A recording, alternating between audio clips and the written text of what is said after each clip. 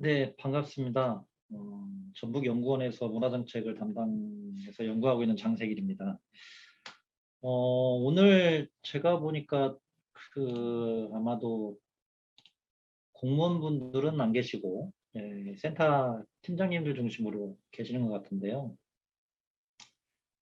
제가 오늘 좀 드릴 말씀은 이제 지역화라는 것, 즉 지방이양 된 이후에 사실은 이제 지자체가 해야 할 일입니다만, 지자체가 뭐 다 아시겠지만 나서서 할 일은 없는 것 같고, 그러면 이제 그 광역센터들이 좀 주축이 돼서 이런 그 과제를 좀 실천하는 게 필요하지 않을까. 그랬을 때 어떤 일들을 해야 하는가에 대한 제 나름의 생각을 좀 간단하게 말씀드리겠습니다. 어, 그, 네, 안 넘어가네요. 운영진님, 네, 네. 크게 이제 세 가지인데요. 앞에 이제 송경련 이사님도 이제 간단하게 말씀드렸습니다만, 이 자치분권, 특히 문화자치가 무언지에 대해서 간단하게만 살펴보고, 과제를 본 다음에, 지역에서 이 문화예술 교육을 주도해서 나가기 위한 어떤 정책적 필요성이 좀 필요한데, 그거에 대한 사례를 한두 개 소개를 좀 해드리겠습니다. 먼저 이제 자치분권이라는 것과 문화자치의 상관관계를 살펴보는데요. 보시는 것처럼 아까 이제 송경련 이사님도 말씀하셨지만 자치분권이라는 게 이렇게 왼쪽에 나와 있는 것처럼 진행이 돼요. 그중에서 이제 제가 그 정부가 내놓은 계획 중에 이 과제들을 한번 좀 다 훑어봤더니 이 박스 친 것들이 문화예술 교육과 직간접적으로 영향이 좀 있는 것 같습니다. 예를 들어서 지역 정책의 계획 수립과 예산, 집행에 주민 참여가 포함되어 있습니다. 이 자치분권에는. 주민 참여라는 거는 공무원이 예산을 편성하는 게 아니라 어떤 민간의 예산 편성 권한이 좀 주어진다는 거거든요. 이거 뒤에 좀 설명드리겠습니다만 센터가 어떤 그 지방 이양된 문화예술 교육 예산을 편성 권한을 갖는 이런 제도들도 좀 필요한 것 같다라는 거고요. 그 밑에 이제 보면 주민생활 밀접 기능을 기초가 하고 종합 기능을 광역으로 재분배하는 게 또 계획에 포함되어 있습니다. 문화예술 교육 사업도 마찬가지인 것 같아요. 기초와 광역의 역할 분담이 필요한 것 같고요. 특히 이제 인구 과소와 기초의 경우는 그 업무 처리가 곤란할 경우에는 광역에 그 사무를 이관하거나 위탁한다는 내용도 이 자치분권 계획에 포함되어 있습니다. 이 문화예술 교육과 관련해서도 지역 문화재단이 없거나 또는 그걸 역량을 갖춘 단체가 없을 경우에는 그 사무를 사실은 이제 광역단체가 맡아서 직접 기초의 역할을 할 수도 있지 않을까 이렇게 이야기 들 수 있겠고요. 국고보조사업 개편 같은 경우는 국민 최저 수준 보장적 복지 사업에는 국가 책임 강화 추진할지 뭐 이런 게 좀 있어요. 저 국가가 이 사업을 해야 하는 이유가 있는 거죠. 그러니까 문화예술 교육 사업을 지자체가 해야 하는 이유도 바로 국민 최저 수준 내셔널 미니멈이라는 저거에 의해서 우리가 논리를 좀 만들 수도 있지 않을까? 특히나 지역 밀착형 이런 사업들도 지방 이양된다는 거고요. 저는 좀 주의 깊게 본 게 이겁니다. 자치단체 간 추진 전략 네 번째 두 번째 과제 자치단체 간 협력 활성화 지원이 있어요. 여기에 보면 협약 제도를 하겠다는 겁니다. 중앙과 광역이 협약 제도를 하는 것도 있지만 제가 보기에는 광역과 기초 간의 협약 제도도 가능하다는 거예요.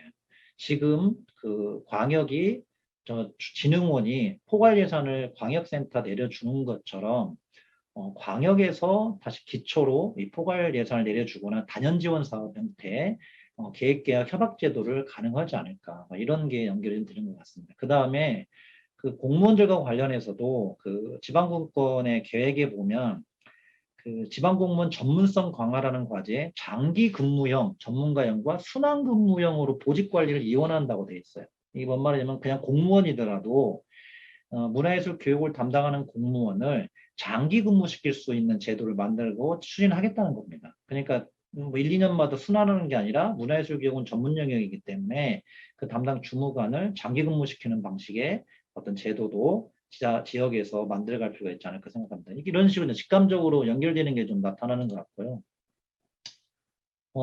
이제 다음으로 이제 살펴볼 건 문화자치인데 다 아시는 것처럼 문화자치라는 거는 이제 문화 중앙화에 됐던 것을 분권을 토대로 실현하는 어떤 궁극적 지향점인데 결국 지역이 기획권과 예산권을 가지고 와서 지역이 계획하고 지역이 실행한다는 거예요.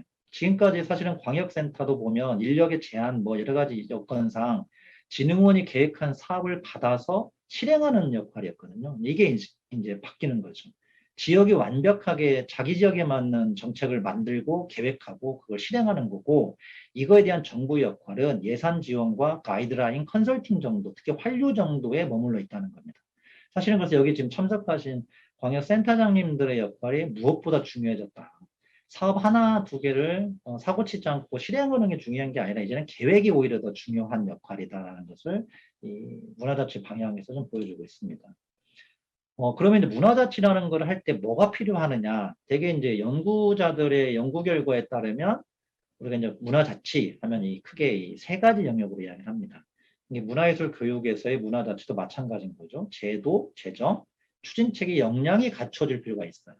제도는 흔히 하는 조례 등을 말하고요. 재정은 뭐 지역 문화와 관련된 재정, 특히 문화예술 관련된 재정이고요. 추진책의 역량은 재단과 같은 조직, 센터와 같은 조직이나 또는 민관 협력 거버넌스 또는 문화예술 교육 전문 인력 뭐 등등등을 다 말합니다. 그래서 이 제도, 재정, 추진책의 역량이라는 분야를 놓고 자치분권에서 말하는 계획 또는 문화자치의 방향 등을 종합해서 우리가 이제 지방이양에 따른 문화예술 교육의 지역화에 과제를 좀 도출할 수 있을 것 같습니다.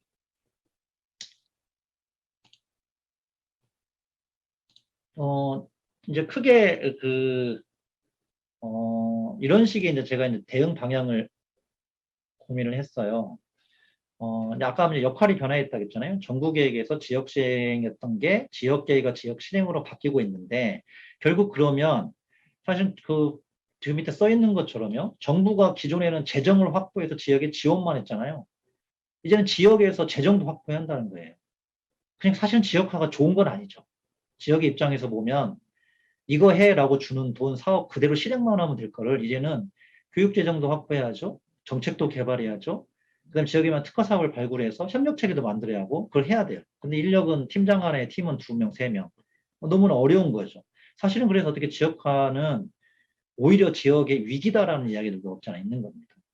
어찌 됐든 그런 거는 이제 대세로 가기 때문에 여기 보이는 것처럼 제도, 재정, 추진체계와 관련된 기반을 만들어가는 게 중장기적으로 필요하다라고 생각을 하고 있습니다. 근데 하나하나씩 좀 살펴볼게요. 먼저 제도인데요. 제도는 조례입니다. 조례의 첫 번째는 아마도 기초자치단체 조례를 제정하는 거예요. 오른쪽에 있는 그래프로 제가 좀 2019년 11월 기준으로 조사한 거에 따르면 평생교육에 관련된 조례는 전국적으로 218개가 있습니다. 그런데 이 문화예술 교육과 관련된 조례는 딱 19개예요. 그것도 광역 포함된 겁니다. 한마디로 기초에서는 조례가 거의 만들어져 있고 있지 않아요. 조례가 없으면 아시지만 사업 추진하고 예산 확보하는데 가장 큰 걸림돌이죠. 그래서 결국 조례를 만드는 게 우선돼야 하는데 제 생각에는 지금 기초자치단체, 전국 기초자치단체 중에서 2020년 12월 기준으로 재단이 43.86%가 설립돼 있습니다. 거의 절반 가까이 기초문화재단이 설립돼 있어요. 이 말은 뭔 말이냐면 최소한 문화예술 교육 사업을 수행할 기초 어떤 그 협력 체계는 갖춰져 있다는 거거든요. 그래서 저는 이 기초문화재단을 중심으로 기초자치단체 조례를 제정하는 거를 추진했으면 좋겠다. 그래서 이거는 광역센터와 이 기초재단 간의 협력을 통해서 추진할 수 있지 않을까 하는 게 첫 번째고요. 두 번째는 이제 실효성 측면입니다. 센터장님들도 다 아시겠지만 지역에 있는 조례들을 보면요. 의무조항이 없어요. 그러니까 지자체가 노력한다 빼고는 나머지 센터도 설립할 수 있다. 이런 것도 있고 계획도 법에 의해서 수립하는 거지 그다음 평가나 환류 체계는 의무화가 안 돼 있죠. 예산 확보도 노력한다 수준이지 어떻게 하겠다는 게 없습니다. 그래서 결국 이 센터가 그 권한을 갖기 위해서는 조례에 의무조항이나 강력한 게 좀 필요한 것 같아요. 예를 들면 오른쪽에 제가 의무조항을 놓은 거 보시면 협력 체계를 구축한다고 의무조항에 들어간 게 딱 저만큼이에요. 이것도 법에 있는데도 불구하고 이렇습니다. 종합계획을 수립한다는 건 다 들어가 있어요. 법에 있어서요. 그런데 이 종합계획 5개년 계획을 1년 단위로 시행계획을 수립하고 시행해야 한다는 것은 전체가 다 포함되어 있지 않습니다. 자기 지역이 없는 지역도 있을 것 같아요. 그 다음에 지원센터 설치 및 운영을 의무화한 거는 경기, 광명시, 구리시, 성남시, 창원시, 춘천시밖에 없고요. 나머지는 지원할 수 있다로 돼 있어요. 의무조항은 아닌 거죠. 전문 인력 및 양성 재교육도 마찬가지고 지원도 마찬가지입니다. 즉 의무 규정이 없다는 것은 조례가 실효성이 있지 않다는 거예요. 이 부분에 대한 것이 필요하고 특히 예산 편성의 자율성 같은 경우는 좀 필요한 것 같아요. 그러니까 지역화로 해서 지방 예산이 왔는데 이 뭉칫돈으로 온 거를 예산 편성이나 이거를 센터가 편성 자율성 또는 주민참여 예산제 등이 실현될 수 있도록 하는 제도도 조례에 좀 담겨줄 필요가 있는 것 같습니다. 그래서 조례 개정 작업이 필요한 것 같고요. 세 번째는 법정계획 수립과 실효성 제고입니다. 현재 광역계획이 수립은 합니다. 근데 수립한 다음에 1년 단위로 사실은 시행계획을 수립하는 게 중요해요. 뭐 1년, 5년짜리 계획을 맨 마지막에 할 수도 있기 때문에 매년 어떻게 하고 있는지를 수립하고 그걸 평가를 받는 게 더 중요한데 이 평가에 대한 의무화가 없어요. 이 부분도 조례에 개정해서 넣을 필요가 있겠다. 경기도 조례를 사례를 한번 보시면 굉장히 구체적으로 적어놨어요. 도지사는 다음 연도의 시행계획을 매년 12월 30일 이전에 수립해서 통보하고 관계기관은 이런 실적을 언제까지 제출하고 이런 날짜까지 지정되어 있습니다. 그러니까 수립된 계획과 시행계획이 얼마나 제대로 이행되고 있는지 그 환류를 아예 구체적으로 명시하고 있다는 거거든요. 그래서 저런 식의 그 조례 개정 작업 등이 필요하다라는 거하고 아까 말씀드린 것처럼 조례에는 들어가지 않을 수 있습니다만 그 문화예술 교육 전담 공무원 제도 같은 경우도 좀 필요한 것 같아요. 전라북도 같은 경우는 아예 그 개방직으로 문화예술 교육을 담당하는 전문가가 하나 들어와 있어요. 그러다 보니까 이분은 시행계획도 수립하고 계속 뭔가를 합니다. 그런데 이제 이게 순환되는 분들 같은 경우는 이해도 떨어지고 쉽진 않죠. 그래서 저는 장기 근무형 전문가를 영입하는 방식 또는 그 공무원들을 장기 근무시키는 방식의 제도도 제한할 필요가 있는 것 같습니다. 두 번째 재정인데요. 재정은 크게 세 가지인 것 같아요. 어쨌든 안정적으로 필요한 예산을 확보하는 것. 이게 제일 중요하죠. 중앙에서 아마 지방이항으로 내려간 예산이 몇 년간은 묶어둡니다. 예를 들면 뭐 100을 내려보냈으면 이 100은 반드시 문화예술 교육사업에 써라라고 하는 게 이 규정, 지침을 내려가요. 이게 다 보통 3년입니다.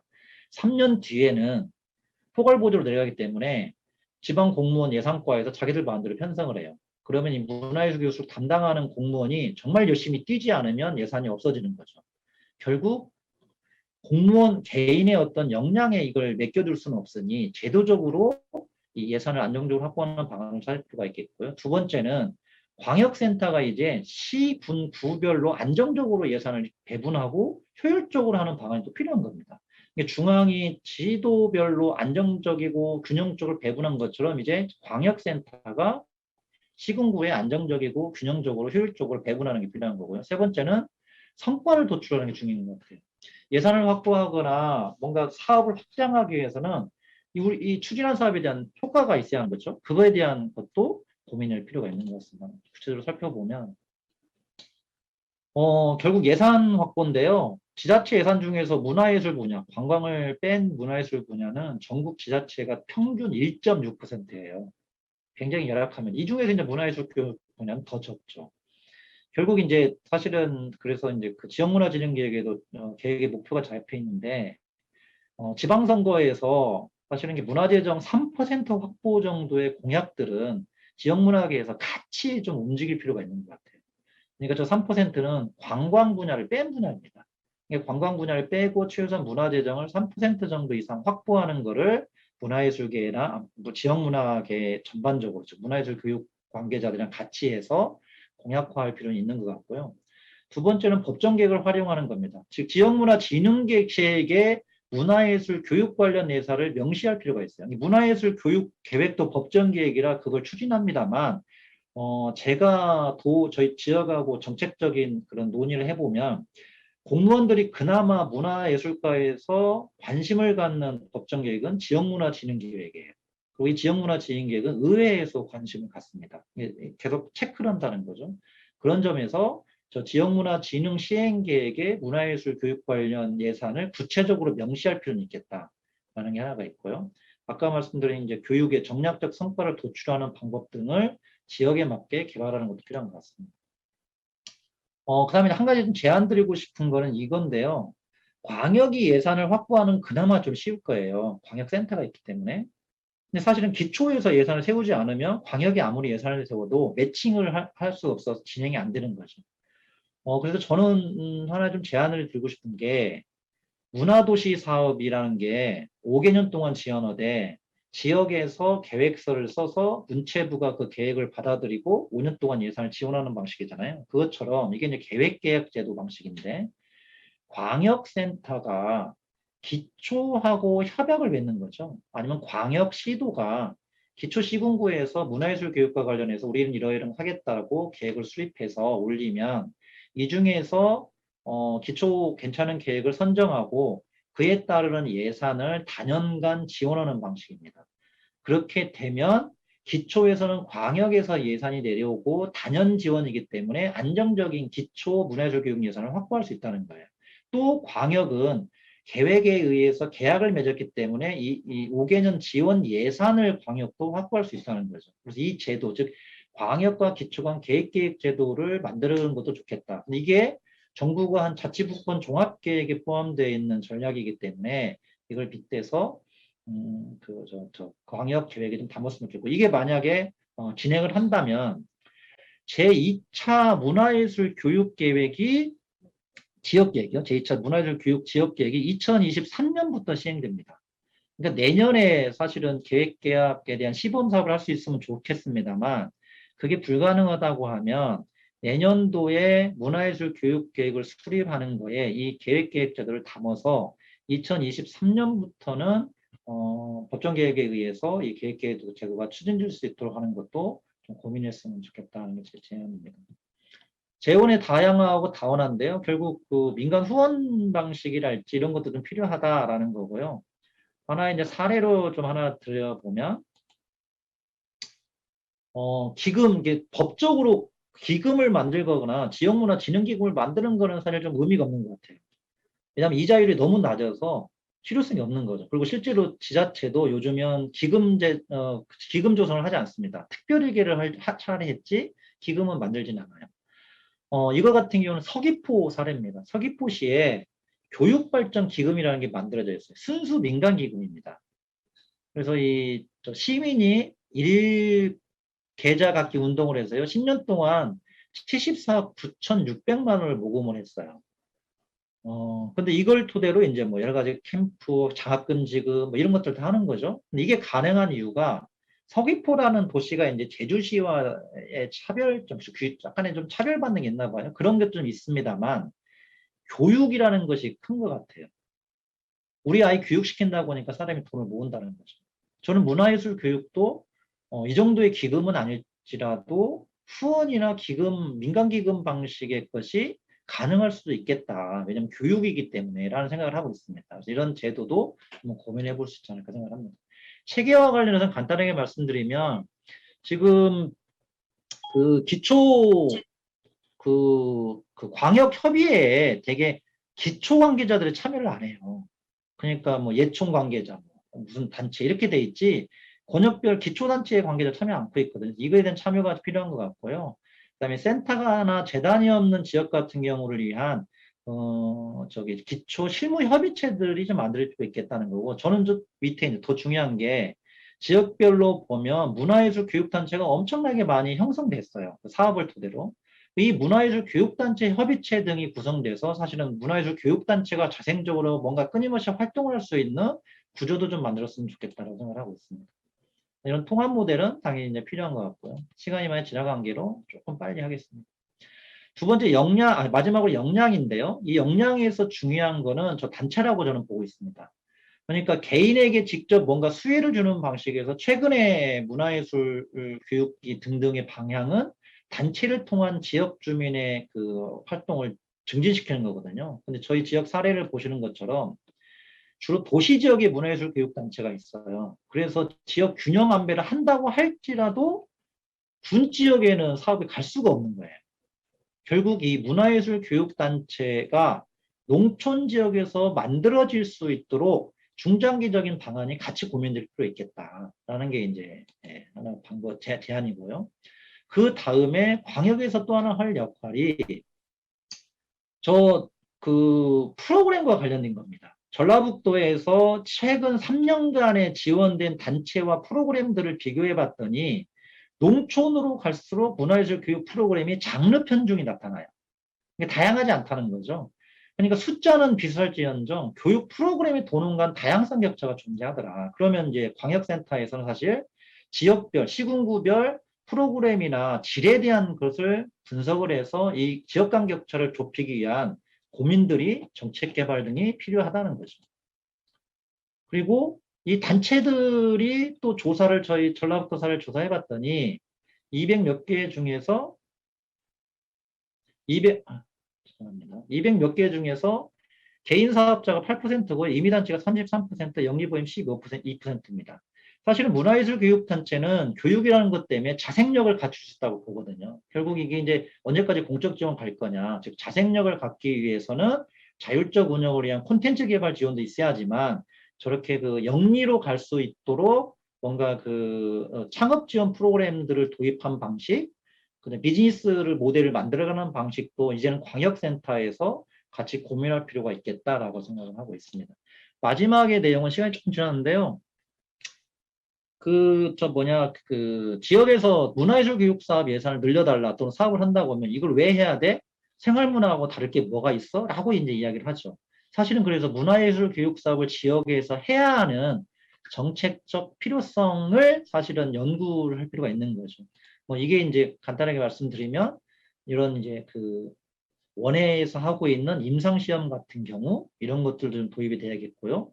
그 다음에 최근에 이제 관심을 많이 받고 있는 특히 이제 정부가 이번에 올해 하반기에 하려고 하는 사회복지하고 연계해서 일자리 창출 사업으로 지역문화진흥원으로 연계해서 하려고 하는 게 문화돌봄 사업입니다. 이것처럼 교육에 관련해서 문화돌봄 사업을 하는 방식을 토대로 문화단체가 자생성을 갖게 한다랄지 이런 것도 필요하고요. 문화의 사회적 기능도 문화예술 교육의 사회적 기능도 하야 필요 있는 것 같습니다. 마지막으로 이제 한 가지 사례를 드리면 전주시에 그러니까 전주시가 예술교육도시 조성을 선언을 하고 여러 가지 사업을 추진하는데요. 하나의 그 팀도 만들고 진행을 하고 있습니다. 근데 거기에서 제가 재미있게 본 거는 단순히 예술교육만이 아니라 예술교육과 숲놀이, 창의놀이 등을 연계시킨다는 거예요. 그러니까 우리가 자칫 예술 교육으로만 한정되다 보면 사업의 확장성이 적다. 근데 어쨌든 지역화가 된 상황이면 그 지역에서 요구하고 있는 니즈를 반영해서 융합적 교육이 가능하지 않을까 싶은 거예요. 그러니까 숲놀이터, 뭐 창의놀이터, 뭐 등등등을 예술 교육의 이름으로 같이 추진할 수 있다는 거죠. 그렇게 될 경우에 지역에서 문화예술 교육 사업을 할 당위성이나 예산 확보, 그다음에 문화예술 교육단체의 확장성 등이 좀 충분히 더 나타나지 않을까 생각을 하고 있습니다. 고맙습니다.